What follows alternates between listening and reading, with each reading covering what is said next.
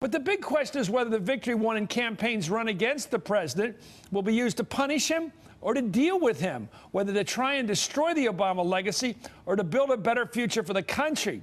We're already hearing a familiar voice out there demanding destruction. Here's Rush Limbaugh on the mandate he said conservatives gave the Republicans last night. It is the biggest and perhaps the most important mandate a political party has had in the recent era, and it is very simple what that mandate is. It is to stop Barack Obama. It is to stop the Democrat Party. There is no other reason why Republicans were elected yesterday. Republicans were not elected to govern.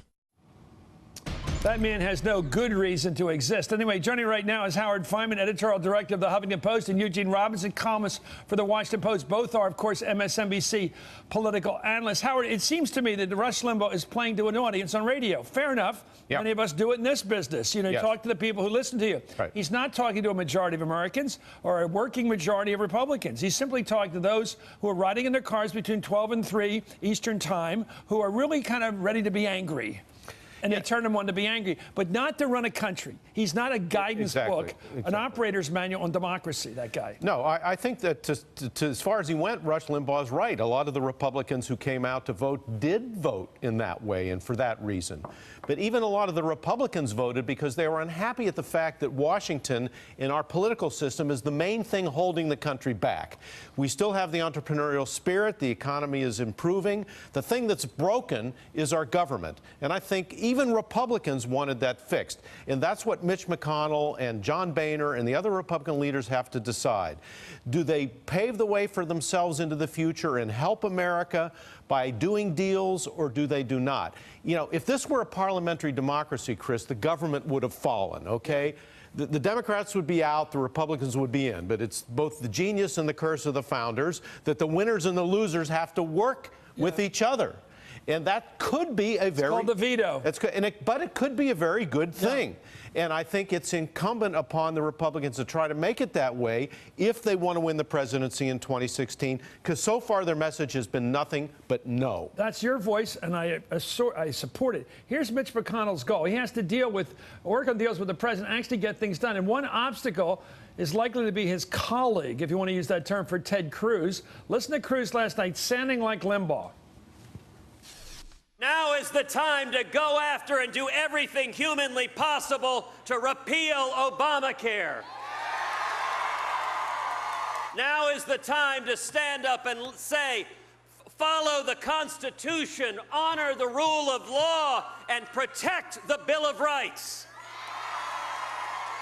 The era of Obama lawlessness is over.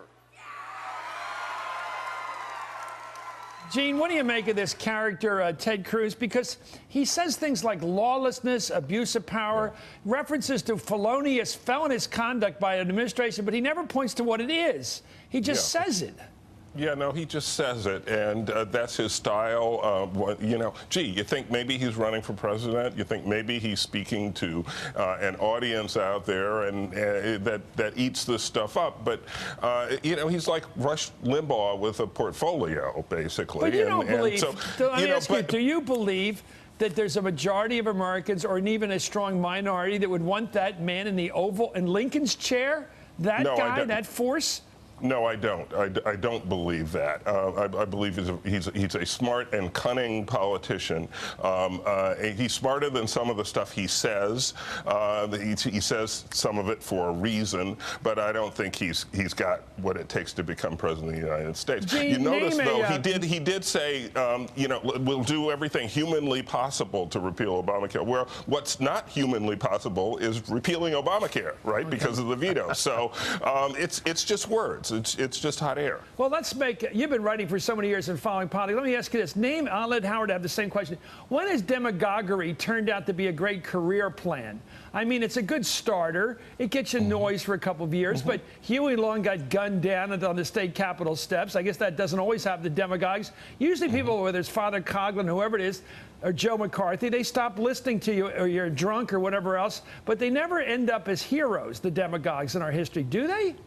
I think not. And so where does this go for Ted Cruz? I'm not quite sure. It certainly doesn't go to any sort of career in the Senate, because he's in the process alienating all his fellow senators, and therefore you're not going to have any influence inside the body. He has a lot more influence over the House, but even that will probably wane if the House leadership, as I expect, asserts itself a bit more, and if the sort of Tea Party faction, as I suspect, has wearied of government shutdowns to a certain extent. Not all of them, but some of them do see what it produced the last time, and it wasn't good for them. Well, how about that fight on the side, the intramural fight between Mitch McConnell, who said today, when he was asked by a reporter, a sharp question, by the way, he said no shutdowns, no defaulting on the national debt, no Ted Cruz stuff. Well, I think and he shoved it right in his face. Well, I think that statement by Mitch McConnell, who is at the height of his prospective power, okay? He's just been made the majority leader in effect. He's at the top. And one of the very first things he said was, no government shutdowns, no messing around with the debt ceiling. That was aimed directly at Ted Cruz. And ironically, Mitch McConnell, who spent a lot of the recent years using the tactics of anger and the position of no to get where he is now, now is in the position of actually having to try to run something. And I know him well, Chris. You know, I've covered him since I was in Kentucky. I think he's capable of it, and I think he will make it his mission to isolate Ted Cruz. Ted Cruz will be glad to be isolated initially, but that's not ultimately the route to the presidency, because the presidency is always based on the idea of hopeful change. It's not based, presidents don't get elected, correct me if I'm wrong here, they don't get elected just on the basis of anger. That's not enough. You have to have a plan, you have to have a sense of uplift, and you don't get that from Ted Cruz, who was posing in front of that. To me, the whole story of Ted Cruz is that flag behind secession. That was the world's largest Texas flag. I know. Okay, what does that tell you? What does that tell you? Okay. He's running to be anyway. The king of Texas. Well, here's Mitch McConnell, who has to deal with it. He also said today the fact that there will be a divided government doesn't mean things aren't going to get done or have to not get done. Let's watch him here. This is positive for a Republican who could have said something much worse than this. Earlier today, I got a call from the president. Also from Senator Reid and the Speaker, and Ted Cruz, too, which I thought you'd be interested in. All of whom, I think, have the view that we ought to see what areas of agreement there are and see if we can make some progress for the country. I always like to remind people that divided government is not unusual in this country. When the American people choose divided government, I don't think it means they don't want us to do anything. Anyway, Senator McConnell was also very clear about one thing. Let's watch this. I think we just mentioned this. Here he is in his words. Let me make it clear there will be no government shutdowns and no default on the national debt. Meanwhile, the President of the United States also expressed confidence that he would be able to find common ground with the Republicans. Let's watch. I'm eager to work with the new Congress to make the next 2 years as productive as possible. Congress will pass some bills I cannot sign. I'm pretty sure I'll take some actions that some in Congress will not like. That's natural. That's how our democracy works. But we can surely find ways to work together on issues where there's broad agreement among the American people. You know, Gene, I'm worried here because both he and McConnell talked about common ground, and I'll get to this later in the show. Hey, look, common ground's pretty rare. That's why we have two political parties. They like to fight, and if there's common ground like, well, today is Wednesday, there's certain things we agree on, but we don't really consider them really important to argue about it. So the things that we argue about are the things we disagree on. Why don't they talk about compromise and deal making? I'll give you minimum wage over a period of three years. You give me a lower corporate tax rate. They're not talking about trading and negotiating, being politicians. They're talking about, well, let's see if we can date here, if we both like Bruce Springsteen or something. I mean, it seems like it's childish to say common ground. There's no common ground. The Democrats are not for lower corporate tax rates, but they might go for them if you tie them together with a minimum wage hike. You know, that's called a deal. Yeah, I know what you mean. And I think there is implicit, however, in what Mitch McConnell said, the idea of deal making. Compromise is kind of a dirty word in American politics these days, and so you don't utter it. But potentially you do it if you can figure out a deal that works and that both sides can sell to their constituencies. And so, for example, you can find common ground on the fact that, gee, we need some improvements in the infrastructure in this country. There is no common ground on how to pay for that, but there are deals that could be made on how to pay for that, and they could be presented as common ground. Why doesn't the president just play it dirty and go, Mitch, where would you like the highway built in Louisville?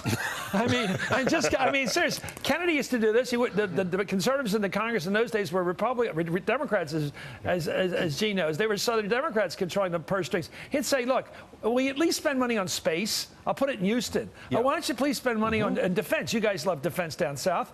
For anything they want to spend money on, Kennedy knew would be good for the economy. I think two things about the president. First of all, he doesn't think in that way. He doesn't think like a politician. He thinks in ideological, he thinks in intellectual constructs.